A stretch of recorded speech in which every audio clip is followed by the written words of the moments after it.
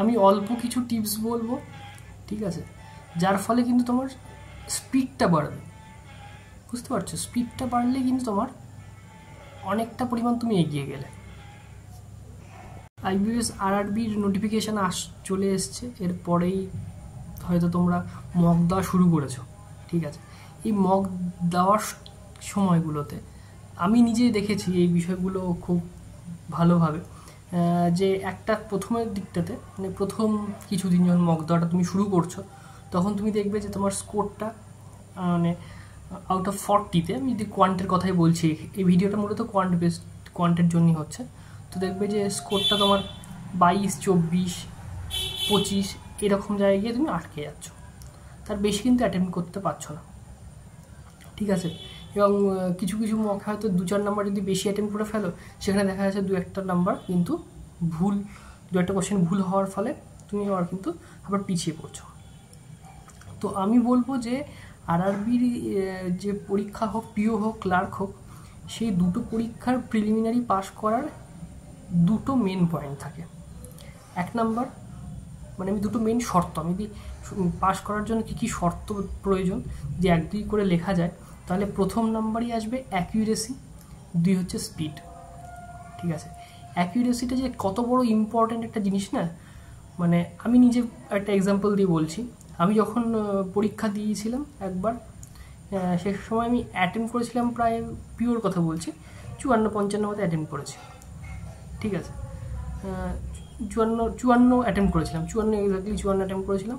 কাটার তার থেকে সামান্য একটু বেশি ছিল, ঠিক আছে। মানে মানে যখন রেজাল্ট বেরোয় তখন আমি জানতে পারি, মানে দেখতে পাই যে কাটারটা ছিল 55 পয়েন্ট কিছু একটা। তাহলে আমার যদি 54ই থাকতো নর্মালাইজেশনের পর, তাহলে কিন্তু আমি কোয়ালিফাই করতাম না। কিন্তু আমার মানে নর্মালাইজেশনের ফলে, ঠিক আছে, আমার অ্যাকিউরেসি ঠিক থাকার কারণে আমার কিন্তু স্কোরটা একটু বেড়ে যায়, যার ফলে আমি কিন্তু পাস করে যাই, আমি প্রিলিমিনারিটা পাস করি। তো এটাই হচ্ছে বিষয়, তোমাকে অ্যাকিউরেসি ঠিক রাখতে হবে, 2 নম্বর স্পিড বাড়াতে হবে। এবার স্পিড আমি কি করে বাড়াবো, স্পিডটা বাড়বে কি করে, বিভিন্ন জায়গায় বিভিন্ন রকম কথা বলছে, আমি সেসব জায়গায় আমি যাচ্ছি না, আমি জাস্ট কয়েকটা টিপসের কথা বলবো, যে টিপসগুলো তুমি মনে রাখবে। প্রথম কথা হচ্ছে, দেখো, তুমি যদি আরআরবি ক্লার্কের কথায় বাসি আমি, আউট অফ 40 মার্কসের মধ্যে তুমি দেখতে পাবে 10 থেকে 12টা প্রশ্ন থাকে তোমার সিম্পলিফিকেশনের, 2 নম্বর হচ্ছে নাম্বার সিরিজের, ঠিক আছে। 3 নাম্বার কি থাকছে, 3 নাম্বার থাকছে ডিআই, ঠিক আছে। তারপরে কি থাকছে অ্যারিথমেটিক, ঠিক আছে। এই নাম্বার সিরিজ, সিম্পলিফিকেশান এবং ডিআই, এই 3টে জায়গা থেকে তুমি যদি প্রতিটা প্রশ্নে 30 সেকেন্ডের কম তুমি যদি করতে পারো, তাহলে কিন্তু তুমি অনেকটা এগিয়ে গেলে।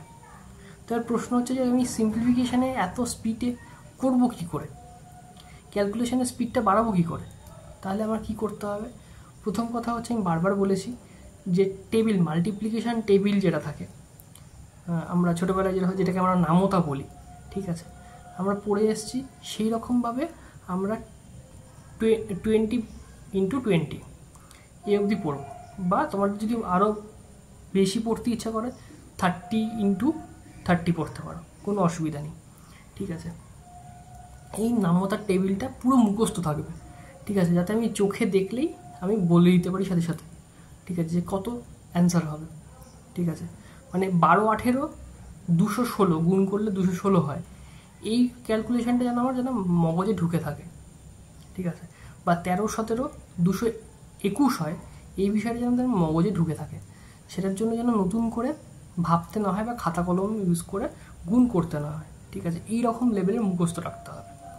2 নম্বর কি, স্কোয়ার কিউব, আপ টু 30 অবধি স্কোয়ার, 25 অবধি কিউব, ঠিক আছে।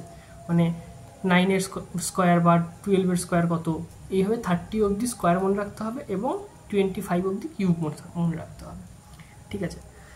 এই স্কোয়ার কিউব গেল। এবার ঘটনা হচ্ছে তারপরে কি করব, তারপরে বিভিন্ন সাইট থেকে বা বিভিন্ন মকের জায়গা থেকে তোমরা কী করবে, সিম্পলিফিকেশান প্র্যাকটিস করবে, ঠিক আছে। সিম্পলিফিকেশান কীরকম প্র্যাকটিস করবে, তোমরা ধরো 50টা বা 100টা সিম্পলিফিকেশান তুমি জোগাড় করলে, ঠিক আছে। 100টা সিম্পলিফিকেশান করার টার্গেট মানে তোমার টাইম হবে 50 মিনিট, ঠিক আছে, 50 মিনিট।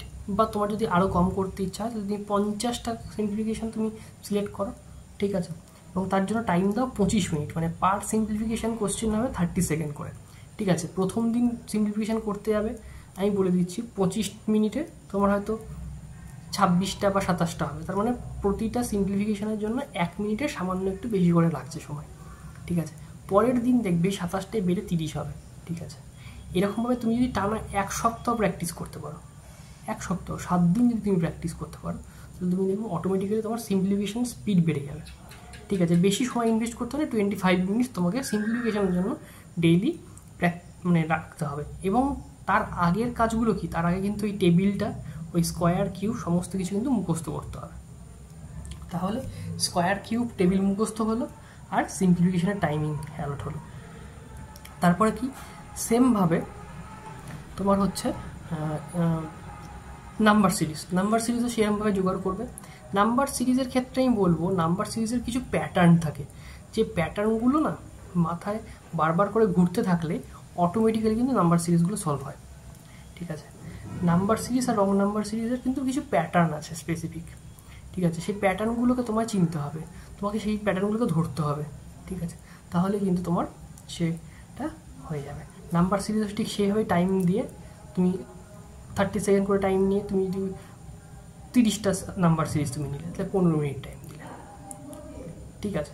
তো এই হলো নাম্বার সিরিজ হয়ে গেল, সেম হয়ে গেল। এবার হলো ডিআইতে তুমি দিনে প্রিলি লেভেলের, মেন্স লেভেল দরকার নেই। প্রিলি লেভেলের ক্ষেত্রে মেন্স লেভেলটার প্র্যাকটিস যখন তুমি করছো তখন আলাদা করছো, কিন্তু প্রিলি লেভেলের ক্ষেত্রে প্রিলি স্ট্যান্ডার্ডের যে ডেটা ইন্টারপ্রিটেশন থাকছে সেইটারও সেই টাইম ধরে তুমি প্র্যাকটিস করছো। প্র্যাকটিস করলে তাহলে তোমার কি হলো, তোমার ডিআই কমপ্লিট হলো। প্রতিটা ডিআইয়ের জন্য আর 2.5 থেকে 3 মিনিট, ঠিক আছে, টাইম দাও। 3 মিনিটে তোমায় 5টা প্রশ্ন করতে হবে। প্রথম দিকে হবে না, ঠিক আছে, কিন্তু এই প্র্যাকটিসটা কিন্তু তোমায় চালিয়ে যেতে হবে। ধীরে ধীরে ধীরে ধীরে ধীরে ধীরে কিন্তু ইমপ্রুভমেন্টটা চোখে পড়বে, ঠিক আছে। এই হলো বিষয়। এটা গেল ডিআই নাম্বার সিরিজ এবং সিম্পলিফিকেশান। এবার সিম্পলিফিকেশান ডিআই নাম্বার সিরিজ যত ইমপ্রুভমেন্ট হবে তোমার, ঠিক আছে, তোমার তাহলে ক্যালকুলেশনের পোর্শনটা ইমপ্রুভ হয়ে গেল, তোমার নাম্বার সিরিজ হয়ে গেল, তোমার তাহলে কিন্তু আমি যদি ধরে নিই প্রায় মানে 25 নাম্বার 26 নাম্বার কিন্তু তোমার কনফার্মড হয়ে যাচ্ছে, ঠিক আছে। এবার বাকি থাকলো অ্যারিথমেটিকের দেখো, অ্যারিথমেটিকের কোনো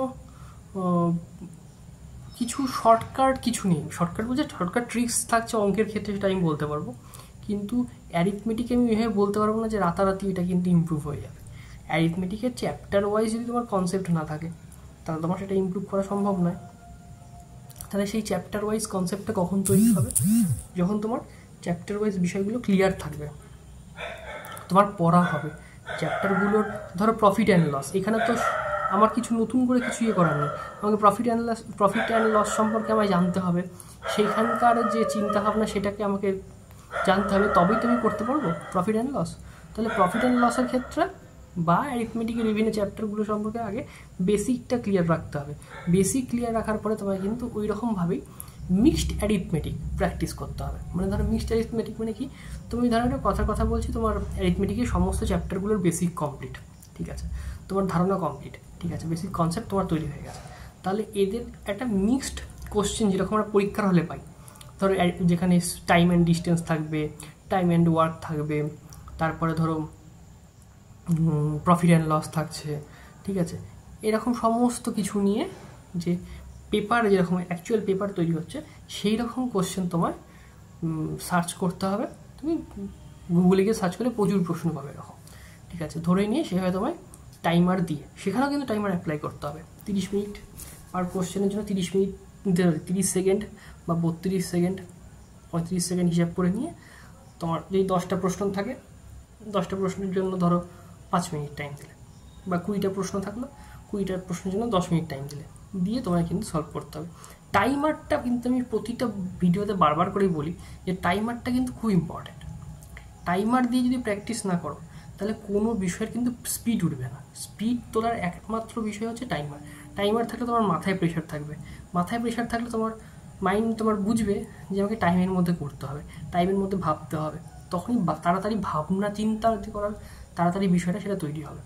ঠিক আছে, এইভাবে প্র্যাকটিস কর। আমি যেভাবে বললাম তোমার মানে ম্যাথের স্পিডের জন্য নামতা মানে মাল্টিপ্লিকেশন টেবিল, স্কোয়ার কিউবের টেবিল, ঠিক আছে, এই তিনটে মুখস্থ করতে হবে, এক কথায় মুখস্থ। পাতি মুখস্থ যাতে তোমার দেখলেই যেন ছবির মতো ভেসে ওঠে। ঠিক আছে, তারপরে সিম্পলিফিকেশান, নাম্বার সিরিজ এবং ডিআই প্র্যাকটিস করবে।